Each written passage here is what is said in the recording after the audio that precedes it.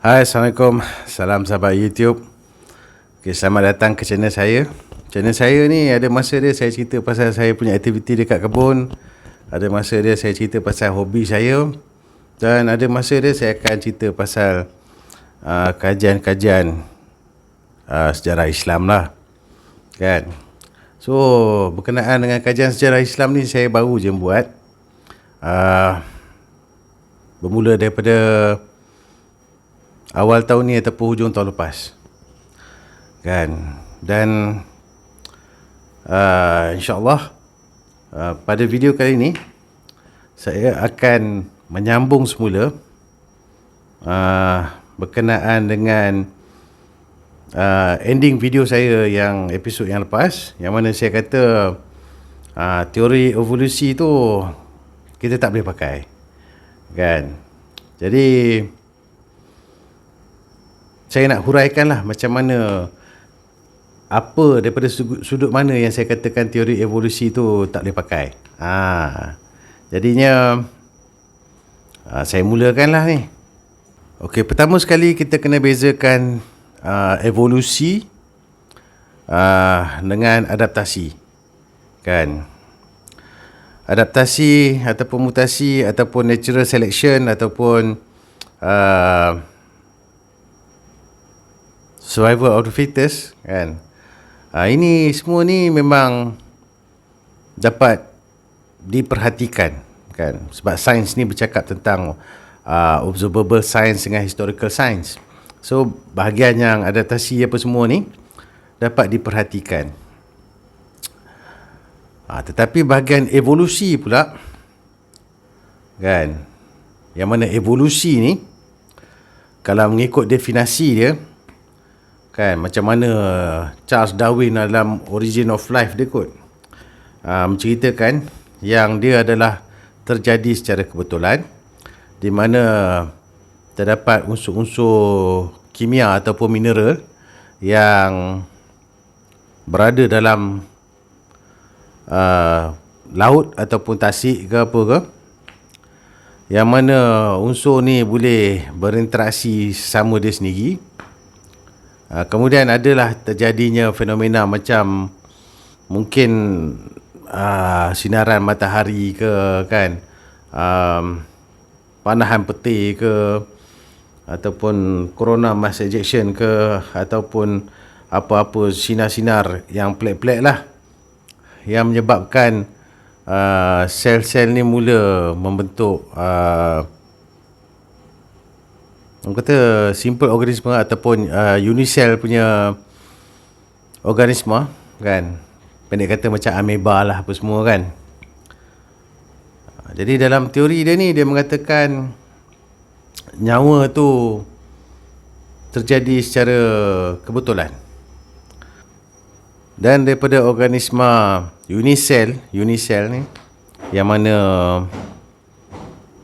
tiba-tiba dapat nyawa secara kebetulan ni, dia boleh berinteraksi dengan sel-sel lain. Lepas tu DNA sel-sel tu pun boleh bercampur gaul lah macam mana untuk membentuk organisme yang lebih kompleks ataupun multisel, yang mana akhirnya membawa kepada penciptaan manusia lah, ataupun haiwan, ataupun burung, ataupun ikan. Dan teori Charles Darwin ni sampai sekarang, walaupun cuba dah direplikasikan oleh para saintis, kan, video dia saya akan letakkan kat sini lah, boleh tonton sendiri dekat YouTube, kan.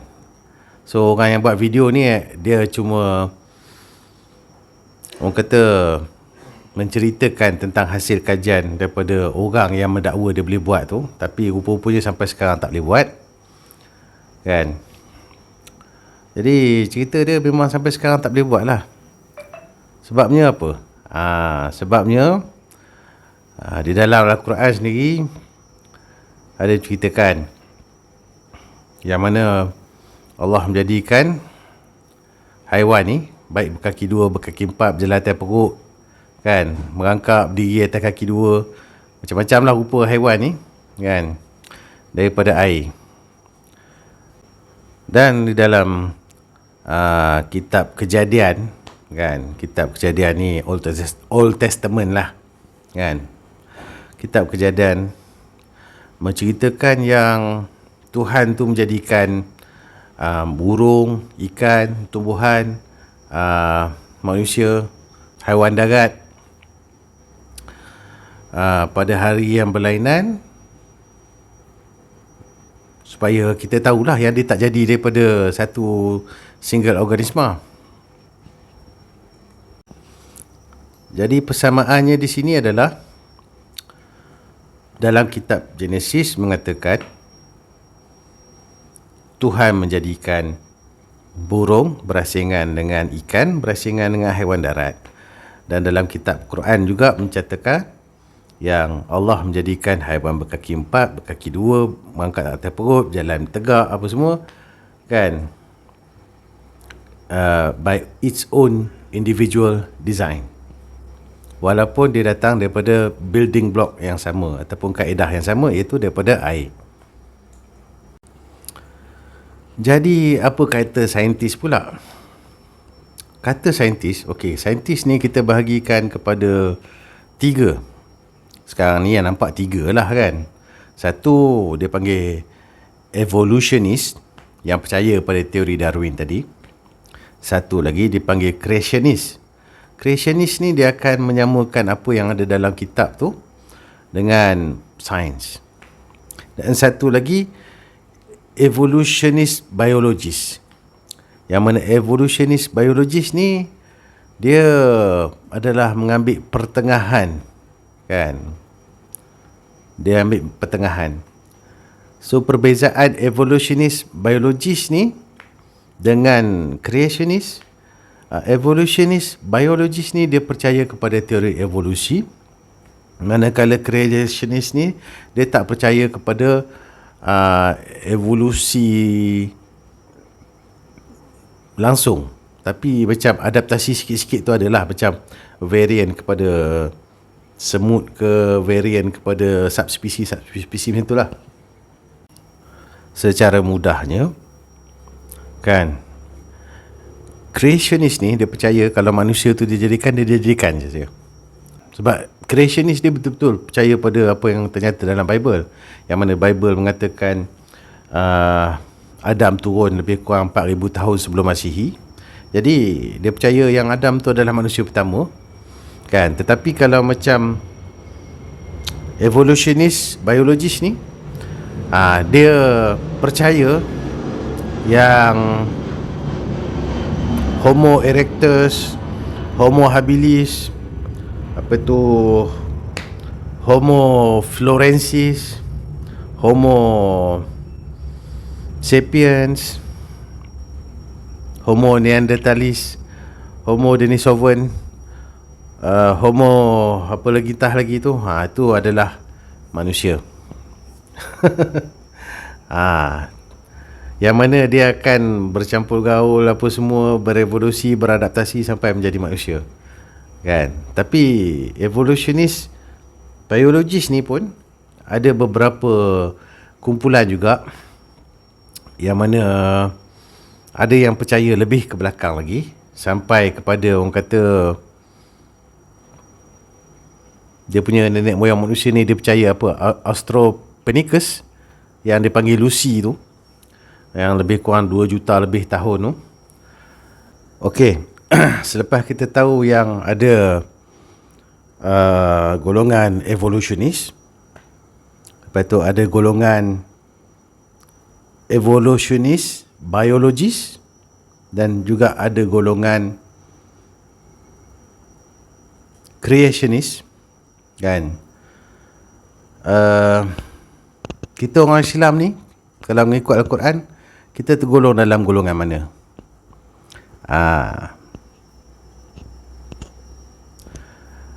Sebenarnya kalau saya cakap, orang akan kata, palatau lah, itulah, inilah, apa semualah. Jadi saya nak tekankan dekat sini yang saya ni tak kejar 4 flat, kan. Jadi saya tak perlu pengiktirafan akreditasi ataupun mana-mana universiti.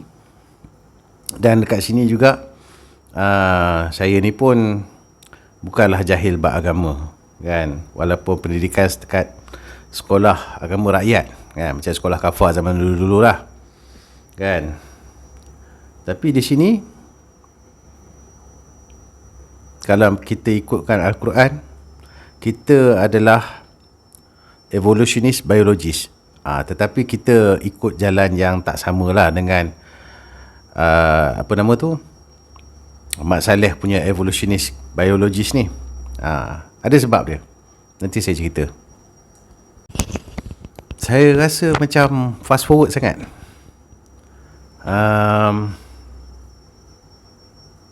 Tak apalah, kita patah balik kepada bolehlah kot kita pergi dekat evolutionist, creationist, evolutionist biologist ni dulu, kan. Sebab evolutionist biologist dengan creationist ni dia sama pendapat, di mana penciptaan makhluk tu dia tak boleh daripada primordial soup, daripada bahan kimia yang tiba-tiba berlaku proses-proses alami daripada orang kata radiasi ke, sambaran peti ke apa ke, yang menjadikan organisma ataupun mikroorganisma ataupun unisel ataupun multisel, kan. So evolutionist biologist ni dengan creationist ni dia sama, dia mesti ada campur tangan kuasa Tuhan. Sebab apa? Sebab kita sendiri pun orang Islam pun kita tahu yang bayi dalam rahim tu pun kalau tak ditiupkan roh dia tak bernyawa, kan. Sama jugalah macam kejadian Nabi Adam AS bila dijadikan daripada tanah tu, selepas dia bentuk tu, kalau tak ditiupkan roh dia tak bernyawa, kan. Itu pun boleh cari dalam Quran lah. So evolutionist biologist dan juga creationist ni dia berpendapat yang sama, kan. Cumanya kalau kita pergi lebih detail lagi, kita boleh tengok video daripada Profesor Dr. Dennis Noble ni, dan juga daripada Profesor Dr. James, apa nama dia ni. So dekat sini diterangkan lebih kurang secara mudah dia, DNA tu dia tidak membawa apa-apa makna, melainkan DNA tu lekap dengan satu sel, kan. Bila dah satu sel tu maknanya dia satu organisma lah, kan. Dan satu sel tu pula kalau dia ada DNA, kan, kalau dia ada DNA tu kalau secara normal dia tidak boleh bertambah, tapi dia boleh berkurang. Ini secara alami, kan, dia boleh degrade. Jadinya dia perlu ada, untuk teori evolutionist yang macam Darwin cakap tu, kan, tiba-tiba dia nak boleh bercampur gaul apa semua, jadi bertambah-tambah DNA sequence dia, kan. Tu amat mustahil. Tapi boleh jadi ada satu makhluk paling sempurna yang mana dia degrade dia punya diri sendiri, menjadikan makhluk pecahan-pecahan ni lah. Yang mana benda tu pun dalam Quran tak diceritakan. Tapi benda tu samalah macam cerita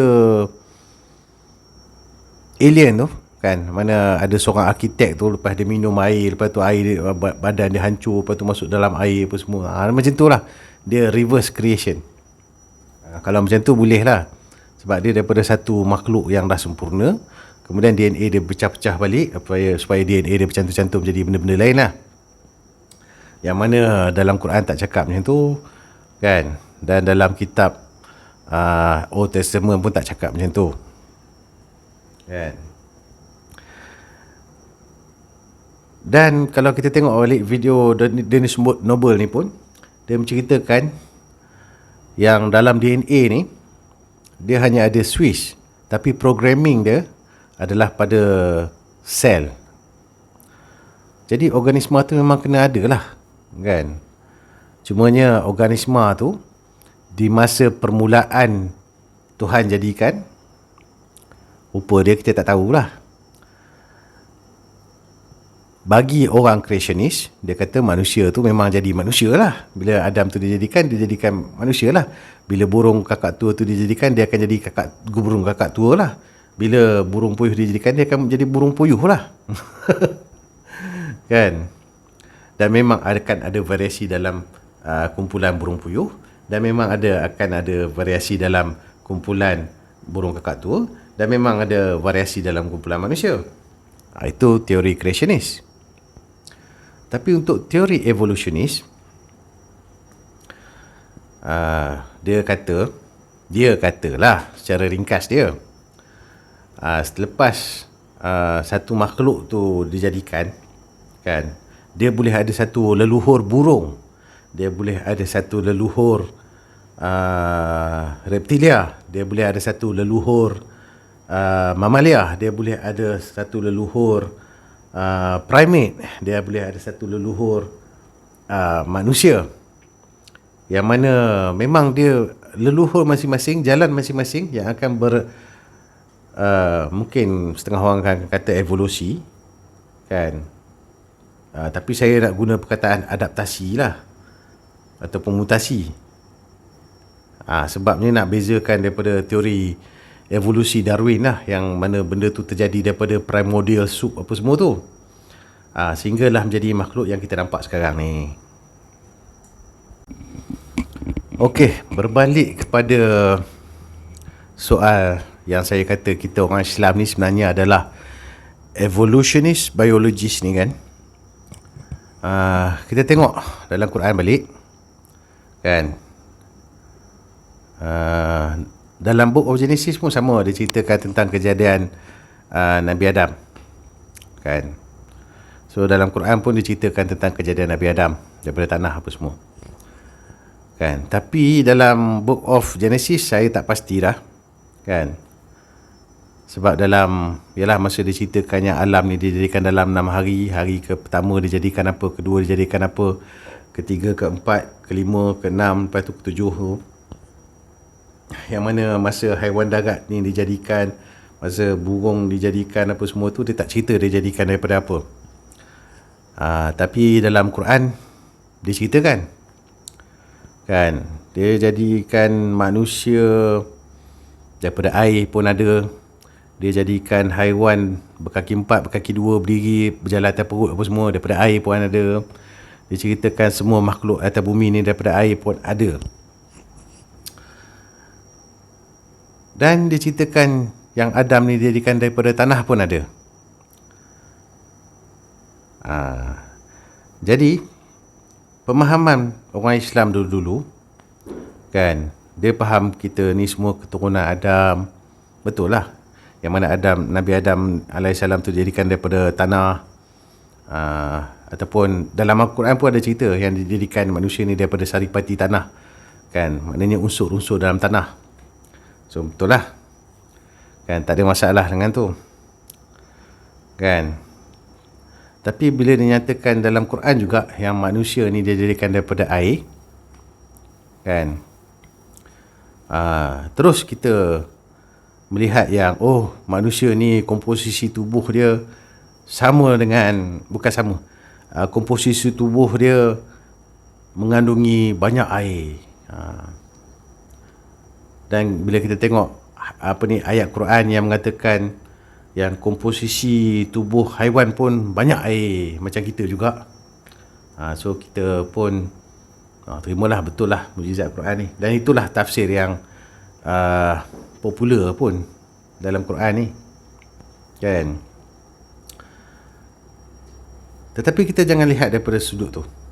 Kita lihat daripada sudut yang manusia ni, Nabi Adam AS ni, dia, Allah Ta'ala menciptakan secara eksklusif penciptaan dia daripada tanah, macam mana dekat syurga.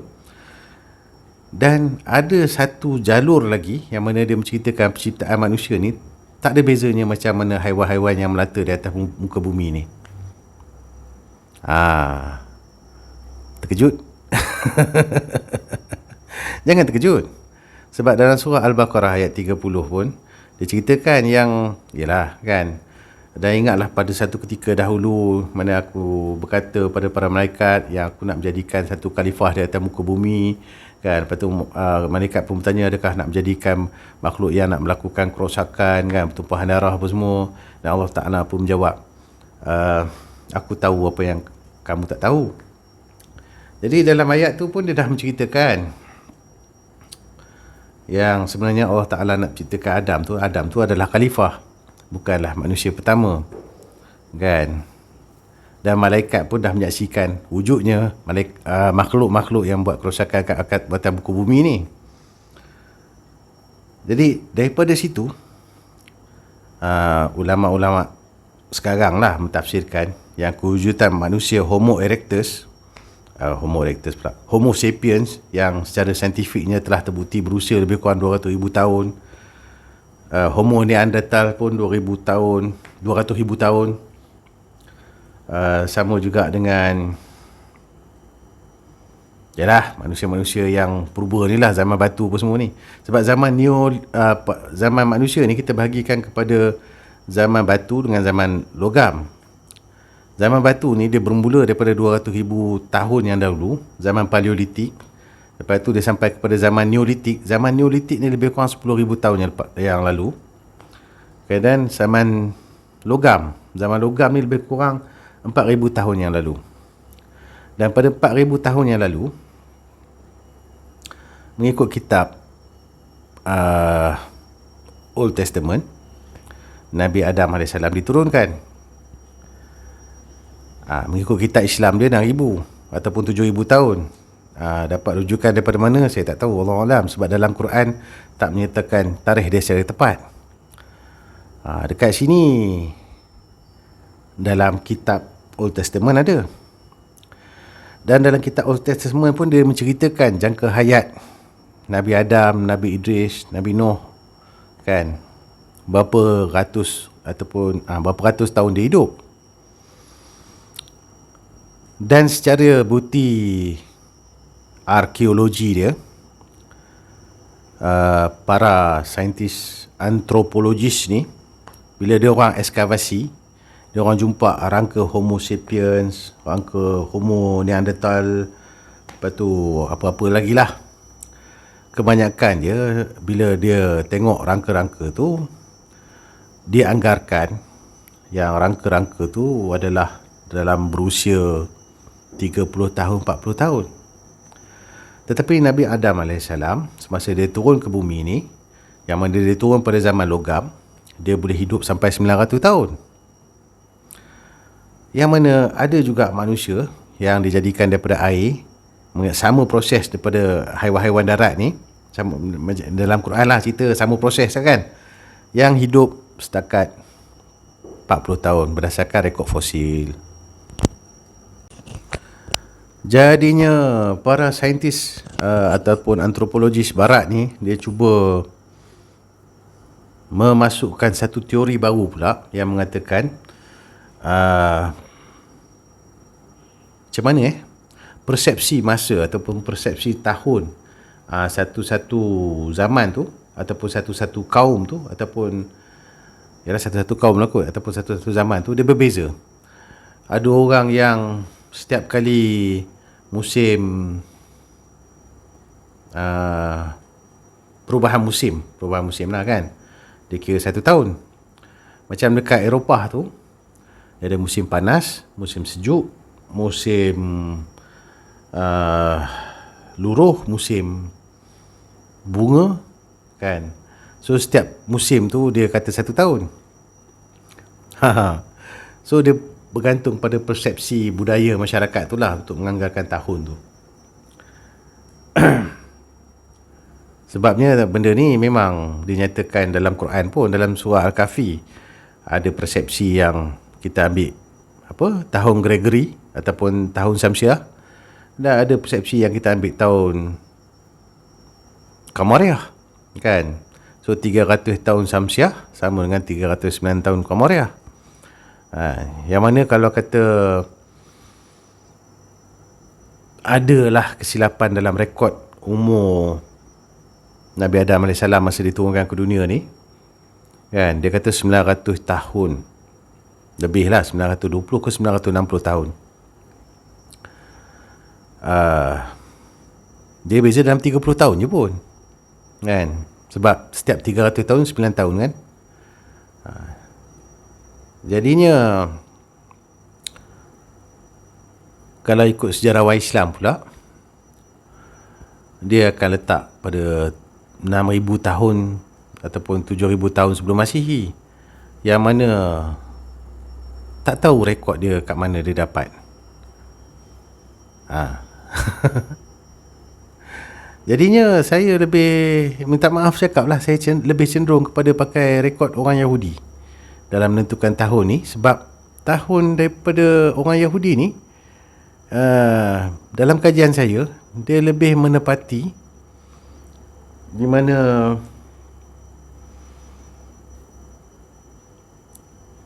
zaman, orang kata zaman tamadun pertama boleh, orang kata, menggunakan kuda. Sebab kuda ni adalah antara binatang ruminan yang terakhir kot yang dijinakkan oleh manusia.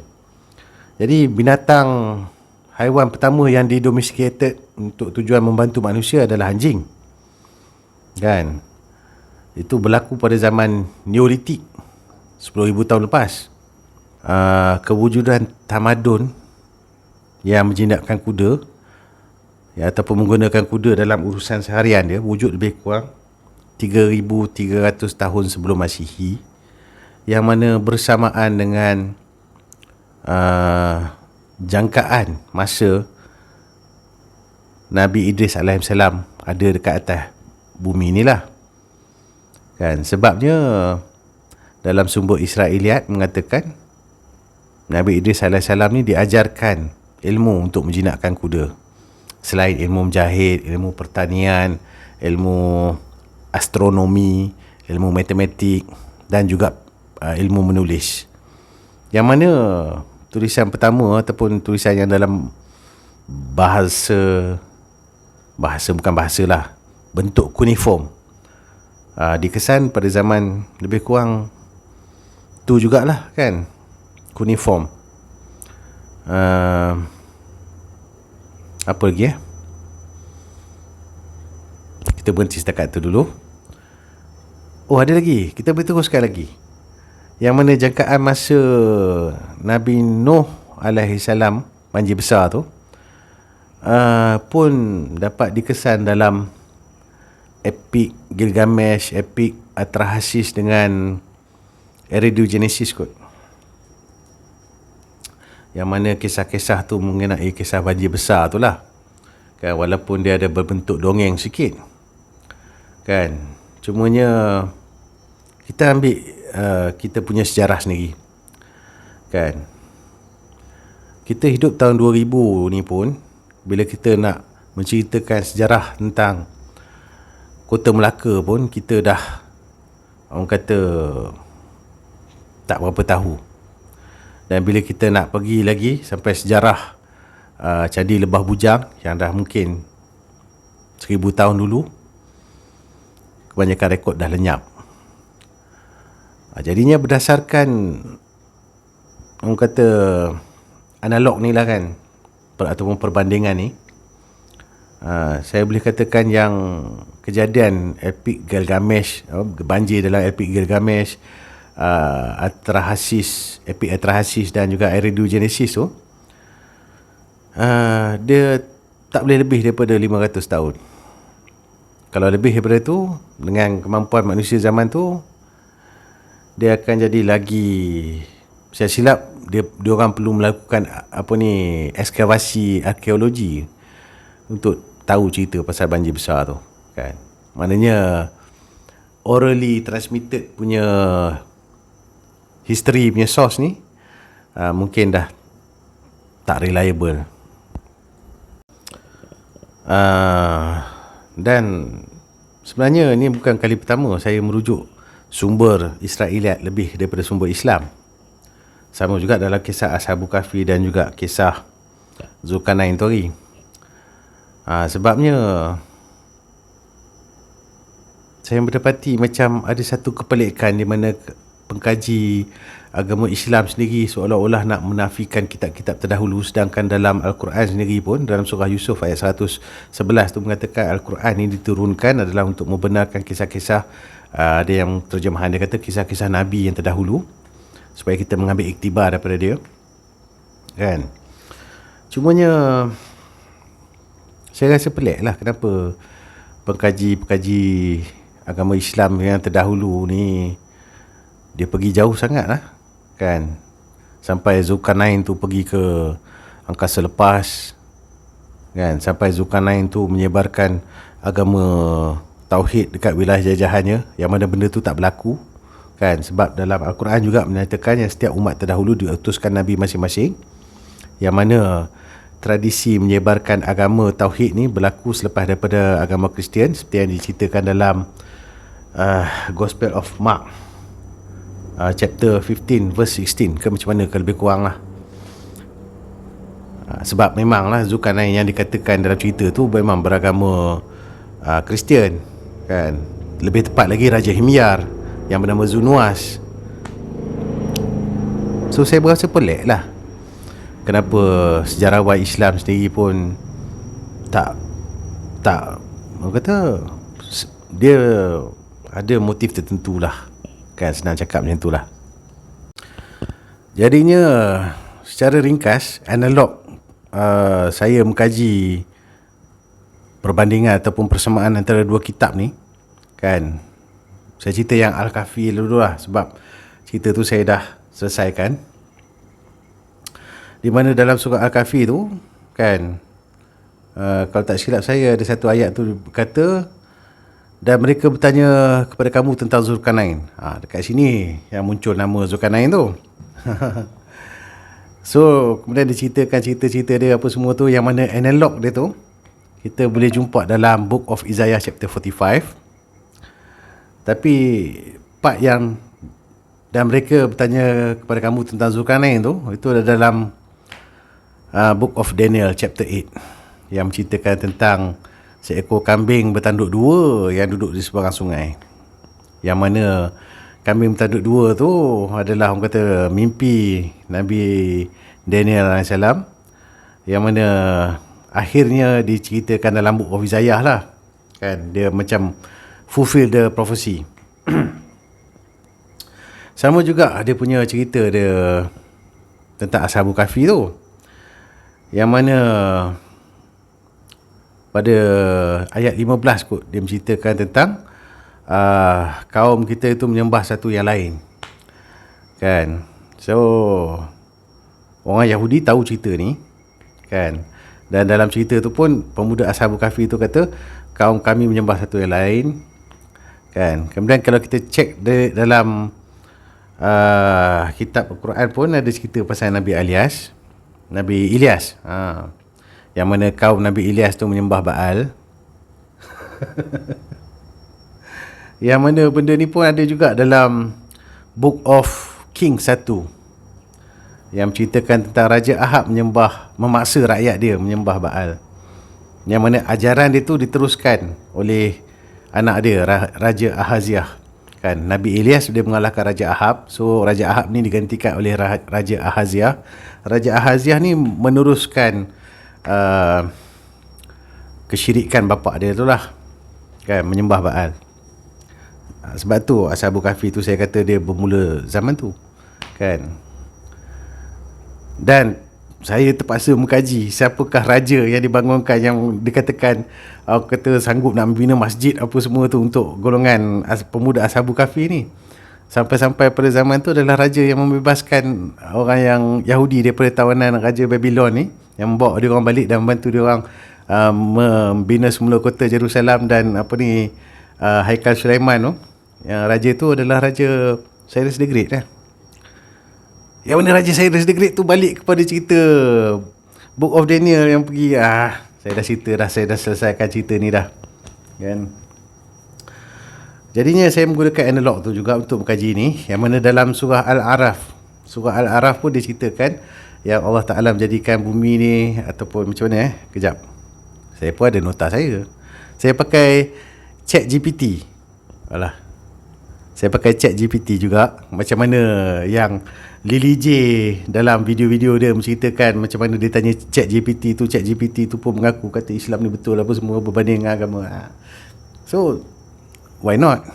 Lebih mudah. Jadi apa yang ada dalam ni memang ada rujukan online lah kan.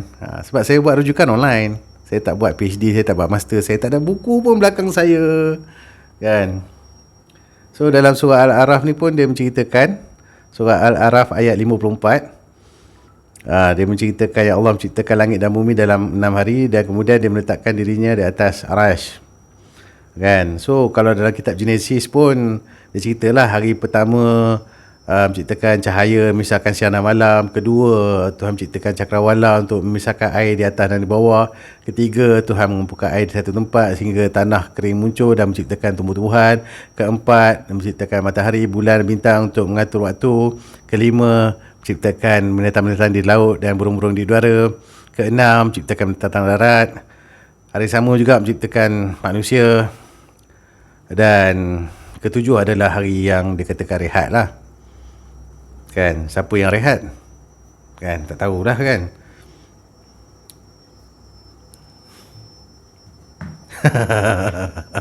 Mudah kan buat kajian pakai chat GPT ni, sebab benda kita tahu, tapi bila kita nak cari rujukan dia, Allah aku lupa lah kenapa aku tak simpan lah apa benda lah. Chat GPT ada untuk jadi kita tanya soalan yang betul. Dan benda tu memang ada, Alhamdulillah. Jadinya itulah kan, itu adalah kaedah saya lah kan. Ada benda yang dalam Quran dia cuma petik saja, tapi nak tahu benda yang lanjut kena cek buku kitab-kitab yang terdahulu. Jadi kalau ulama-ulama pekaji sejarah Islam ni menolak kitab-kitab terdahulu, dia takkan dapat jawapan dia kan. Dan dalam Quran juga dia membetulkan apa yang salah dalam kitab yang lepas. Contohnya macam kita Nabi Ibrahim, yang kita tahu dia nak sembelih Nabi Ismail bukan Nabi Ishak, tapi dalam kitab orang Yahudi kata Nabi Ishak yang nak kena sembelih kan. Jadi dalam Quran dia betulkan balik yang nak kena sembelih ni sebenarnya Nabi Ismail kan. So jadi benda yang Allah Ta'ala tak betulkan dalam Quran tu, baca je lah kitab lama kan. Itu kaedah saya lah. Sama juga macam cerita Al-Kahfi tu, yang mana saya cakap kisah Ma'ul Hayah tu kan. Kisah Ma'ul Hayah tu kan. So dalam surah Al-Kahfi tu tiba-tiba je ada cerita perjalanan Nabi Musa mencari Nabi Khidir kan. Tapi dalam buku Old Testament tak ada. Tapi bila dicari-cari balik, ada rupanya dalam kitab Talmud Yahudi. Dalam kitab Talmud Yahudi ni dia ada banyak cerita yang nak mengagungkan Alexander, sampai Alexander tu menjelajah naik ke langit lah apa benda. So antaranya adalah Alexander tu mencari Fountain of Life, yang mana kisah tu rupa-rupanya kita tahu dia sebenarnya macam adaptasi kisah ke apa benda ke, ataupun cara dia orang nak apa benda lah, tak tahulah kan. Berdasarkan cerita bila Alexander nak makan, dia pun basuhlah bekal ikan dia tu, tiba-tiba ikan yang dibasuh dalam air tu hidup kan. So kan, itulah diceritakan semula dalam surah Al-Kahfi. Sebab kita tahu selepas daripada Nabi Musa AS berjumpa dengan Nabi Khidir AS, dekat situ dia berpisah dengan pembantu dia, Nabi Yusha. Jadi Nabi Yusha pun balik. Masa dia balik tu tak tahulah apa yang dia buat kan. Dia tak tahulah apa yang dia buat dengan tu, ataupun dia cakap Nabi Musa dah berjumpa dah dengan guru kan. Jadi dia ceritalah macam mana perjalanan. Kita tak tahu. Tapi orang-orang yang dapat cerita tu lepas tu yang mungkin merapu kot kan, buatlah cerita tu apa semua kan. Sebab Nabi Musa AS pun lepas daripada perjumpaan dengan Nabi Khidir dia balik kan. Lepas dia balik tu, dia tak sampai pun apa yang dia belajar daripada Nabi Khidir. Sebab Nabi Khidir ni Nabi bukan Rasul, dia tak membawa risalah kan. Lepas tu mungkin disebabkan apa yang dia belajar daripada Nabi Khidir tu, ini bukan syariat kita ni apa semua ni, ini memang benda yang bukanlah kita punya ni apa semua kan. Jadi mungkin dia tak perlu sampaikan, cuma dia mungkin dia menggiakan kejadian tu je lah, tapi dia tak boleh nak menceritakan apa yang dia belajar daripada Nabi Khidir. Ini saya punya spekulasi lah kan. Sebabnya cerita dia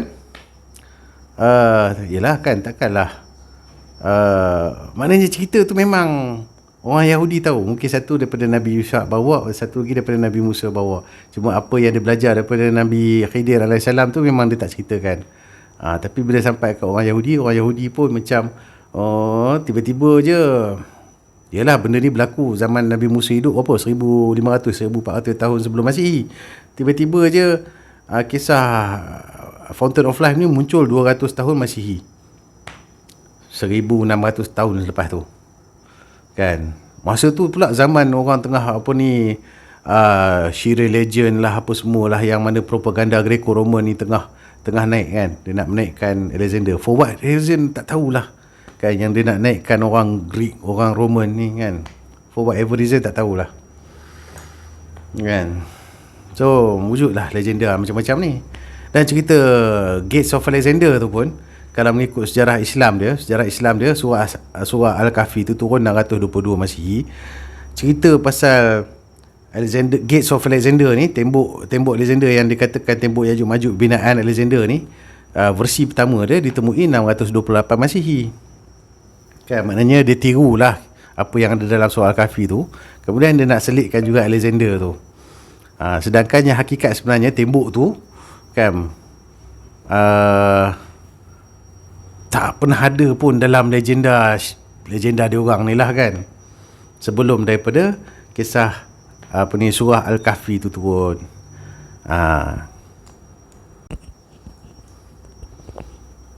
Dan disebabkan yalah kan, dulu kan ada krisis ke, nak kata krisis ke, tak lah, macam ada perdebatan lah di kalangan orang kata ilmuwan Islam ni sendiri kan, siapakah tu Zulkarnain kan. Ada yang kata Zulkarnain tu Alexander, ada yang kata no, Zulkarnain tu bukan Alexander. Zulkarnain tu adalah ni sebab dia punca dia daripada orang Parsi lah, sebab orang Parsi ni marah daripada tragedi serangan Alexander ke apa nama tu, Parsi kan, macam-macam lah yang dia musnahkan kitab dia orang lah, dia bunuh raja dia orang. Macam mana benda ni berlaku lebih kurang 300 tahun sebelum Masihi kot. So orang Parsi ni marah apa semua. So bila wujudnya pula cerita bila turunnya surah Al-Kahfi ni, lepas tu bila orang Parsi ni mula memeluk agama Islam, lepas tu bila dia orang nak menghujahkan siapakah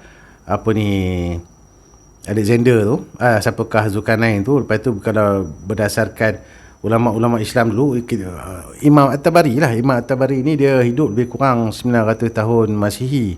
Maknanya selepas zaman salaf sikit kan, kalau nak ikutkan dalam 300 lebih tahun hijrah kan. Lepas tu bila agama Islam sampai dekat Parsi ni, lepas tu cerita pasal Zulkarnain ni apa semua, lepas tu tafsir dia mengatakan yang Alexander tu adalah Zulkarnain.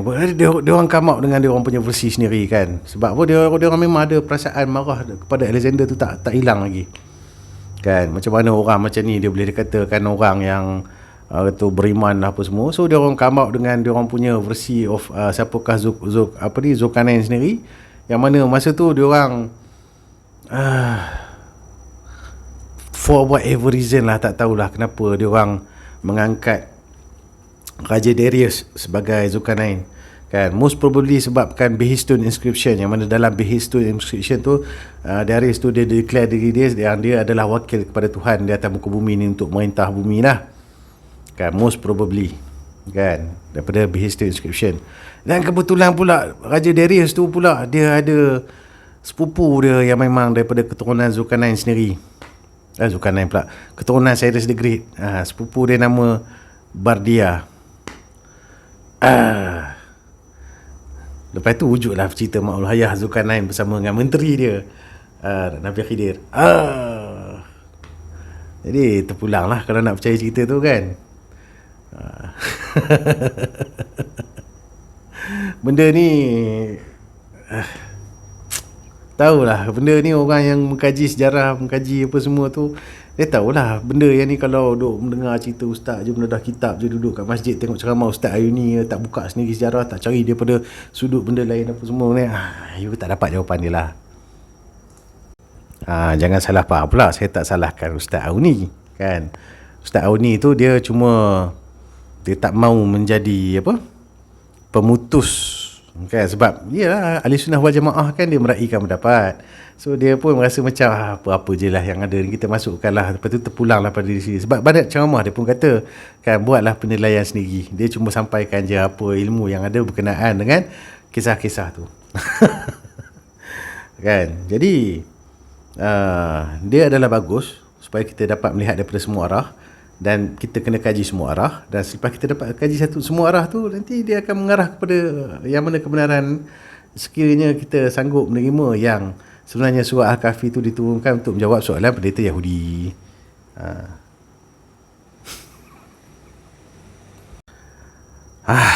Panjang pula saya melalut.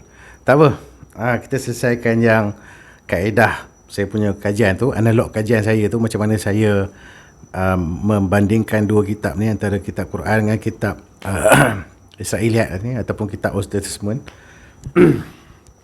Terselesai itu kan. Sebab kaedah tu saya pakai sehingga saya sampai kepada satu kesimpulan yang saya rasa kesimpulan ni boleh memenuhi lah orang kata apa yang dinyatakan dalam surah Al-Kahfi tu. Cumanya take away daripada video saya pada ni berkenaan dengan teori manusia tu adalah satu, teori evolusi ni ikut Darwin tu tak boleh pakai kan. Tuhan menciptakan makhluk atas bumi ni kan, bab evolusi, bukan evolusi, bab adaptasi, mutasi apa semua tu memang tak ada masalah, tapi dia mesti ada satu leluhur lah, bukan leluhur macam kalau kita nak kata manusia dijadikan monyet, tak, monyet, manusia. Tapi dalam jalan masing-masing tu, monyet tu dia boleh jadi macam-macam lah. Dia boleh jadi orang hutan ke, dia boleh jadi apa ke, dia macam-macam lah kan. Tapi manusia punya jalan tu dia akan tetap sampai manusia yang last kali kita tahu Homo sapiens lah, 200,000 tahun lepas kan. Cumanya Nabi Adam AS ni dia dijadikan special dekat syurga, yang mana Allah Ta'ala memperincikan penciptaan dia berbeza dengan yang manusia yang ada kat bumi ni, yang mana Allah Ta'ala menceritakan penciptaan dia tak ada beza dengan penciptaan yang lain, makhluk yang lain macam burung ke, ikan ke, apa benda ke, apa semualah kan, gajah ke kan. Cumanya jalur gajah tu nak berevolusi, bukan berevolusi, bermutasi ke, beradaptasi ke, terbuka. Sebab memang dalam bidang biologis pun survival of the fittest ni yang prevailing teori kan. Maknanya bila satu-satu organisma tu dah tak boleh beradaptasi, dia akan matilah kan. Macam cerita ikan paus kan. Cerita ikan paus ni dia kata bila makanan dia dah main daripada pinggir pantai pergi ke laut dalam tu, dia berevolusi daripada haiwan yang macam anjing, dia jadi macam memerang. Daripada memerang dia menjadi macam mana nak kata macam, yalah, daripada memerang tu dia jadi macam, terus macam paus kot kan, something like that lah. Sedangkan kita tahu anjing laut kan, gajah laut, apa laut lagi tu kan, walrus kan, boleh je pun hidup dengan rupa yang lain sikit daripada memerang, boleh je pun memburu makanan dekat tengah laut apa semua kan. So kenapa paus tu mesti jadi macam tu kan. Melainkan yalah, kita tak boleh nafikan lah kan, genetik tu mungkin sama. Sebab mungkin genetik tu adalah orang kata bukti penciptaan Allah kan, Allah punya programming. Tapi dalam genetik tu mungkin Allah Ta'ala nak jadikan, okey, aku nak jadikan mamalia. So dia ambil satu genetik yang berkenaan dengan mamalia ni. So dalam genetik mamalia tu dah ada set-set tertentu, yang mana sel tu kan, macam teori Dr. Dennis Noble, sel yang dijadikan untuk DNA tu akan berinteraksi dengan DNA tu punya switch on off kan, sebab pengaturcaraan dia berada pada sel untuk menjadikan organisma tu lah. Jadinya itulah berkenaan dengan teori evolusi. Cumanya Nabi Adam AS tu dijadikan special dekat langit seperti yang kejadian dalam Quran. Tetapi Homo sapiens, Homo Neanderthal apa semua tu, penciptaan dia dekat atas bumi ni sama je dengan haiwan darat yang lain kan. Lepas tu bukti dia kita boleh lihat daripada penemuan fosil Homo sapiens kan, macam Perak Man ke, Wanita Negeri ke apa ke, ataupun yang lebih-lebih lagi lah dekat luar negeri sana tu, yang mana dia orang mendapati umur rangka ni kalau berdasarkan bentuk fiziologi dia apa semua tu, dia orang lebih kurang anggarkan dia mati ketika umur 30-an 40-an. Tapi Nabi Adam AS kan, dia special kan, dia dijadikan dekat langit, kat syurga, dia turun ke bumi ni, dia hidup sampai 900 tahun. Berbanding dengan manusia yang kejadian dia sama macam haiwan ni kan, hidup 30-40 tahun kan. Jadi adakah kita ni betul umat Nabi Adam AS? Rasanya betul. Sebabnya dalam video yang seterusnya saya akan cerita dia punya migrasi lah apa semua tu. Tapi secara ringkasnya, manusia zaman sekarang ni, dalam hadis Nabi Muhammad SAW pun dia kata kita selepas daripada hari ni 100 tahun macam tu, maknanya umur orang yang ke depan lah memang tak akan lebih 100 tahun. Tapi taklah sependek umur 40 30-40 tahun. Maknanya ada percampuran kat situ kan. Jadi kita boleh umur manusia moden selepas daripada turunnya Nabi Adam AS ni mungkin ada percampuran genetik apa semua, jangka hayat manusia tu boleh pergi lama lagi. Tapi tak adalah lama macam umur zaman Nabi Adam AS tu kan. Mungkin itulah kot bukti genetik dia. Sebab kalau kita buka Wikipedia berkenaan dengan kajian haplogroup kan, haplogroup ke mtDNA ke, mitochondria DNA ke apa ke, nak kata boleh dijumpai DNA Nabi Adam ke apa ke, memang susah lah. Paling-paling boleh jumpa DNA Mediterranean kot, ataupun Middle East punya DNA kan, haplogroup ni. Tapi usia dia pun bukanlah muda, 50,000 tahun, 60,000 tahun. So sangat-sangat lama DNA tu. Apa sebenarnya DNA Nabi Adam ni tak tahu kan. Mungkin tu satu juga orang kata mukjizat. Sebabnya ialah gen dominan resesif ni ditemui dalam model apa, Mendelian punya model kan. Dia kata ada gen dominan, ada gen resesif, yang mana dia bersilang menjadikan yang mana gen yang resesif tu lama-lama boleh hilang lah. Tapi ada juga yang teori model lain pula, teori Dr. Waddington kan, yang mengatakan DNA manusia ni, kalau berkenaan dengan mata, sebab saya tengok contoh mata lah kan, mata manusia ni ada banyak color, ada warna coklat, ada warna kelabu, ada warna hijau, ada warna biru kan, yang mana semua kod untuk color tu dah ada. So bila semua kod dah ada tu ni, kalau kata gen daripada mak bapak ada memang mata, katakan sama-sama mata coklat, jadi most probably dia punya genetik tu akan ikut haluan mata coklat. Tapi sekiranya gen bapak dia coklat, mak dia biru, dia macam ikut mana yang dominan lah kan. Tapi boleh jadi juga apabila ada unsur stimulus daripada luar, ataupun unsur stimulus daripada luar ni macam teori Dr. Dennis Noble lah. Sel apa ni yang ialah sebab satu sel kan, DNA tu duduk dalam satu sel.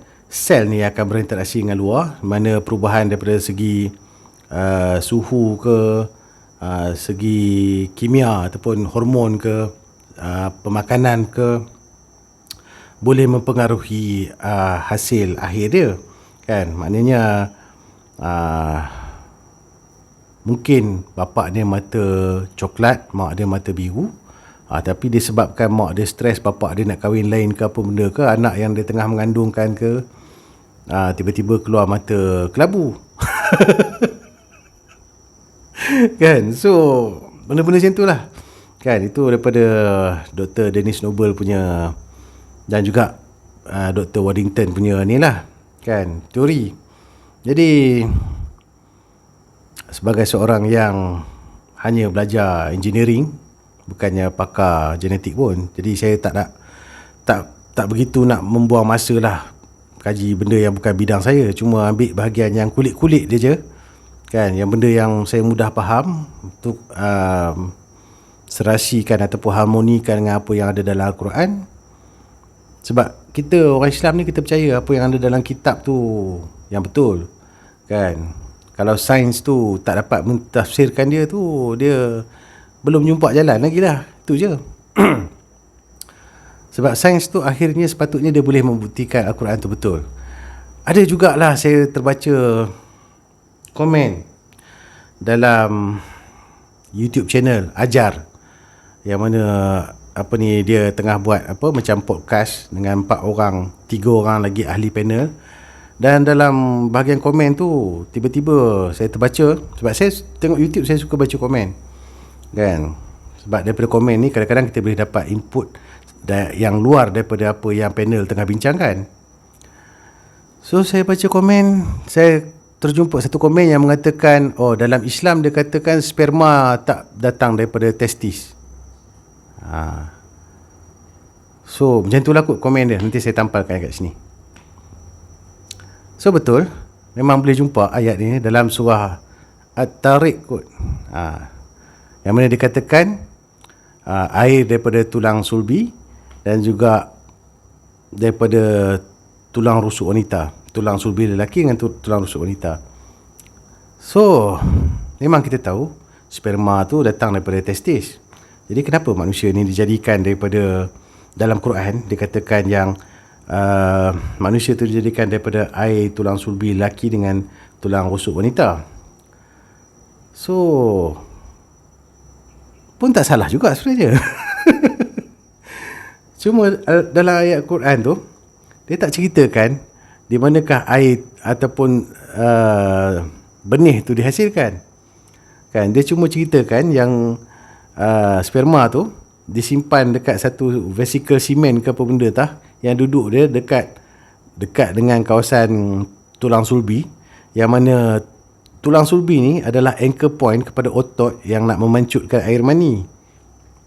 Sama juga dia anchor point kepada otot yang nak mengemut lah dalam proses buang air besar. Dan tulang rusuk wanita tu adalah walaupun kita tahu susu daripada kelenjar mamari, kan, tapi cerita dia tulang rusuk wanita tu otot buah dada lah, kan. Tapi kenapa Al-Quran mengambil pendekatan menceritakan tentang lokasi letaknya benda tu berbandingkan dengan proses alami betul-betul?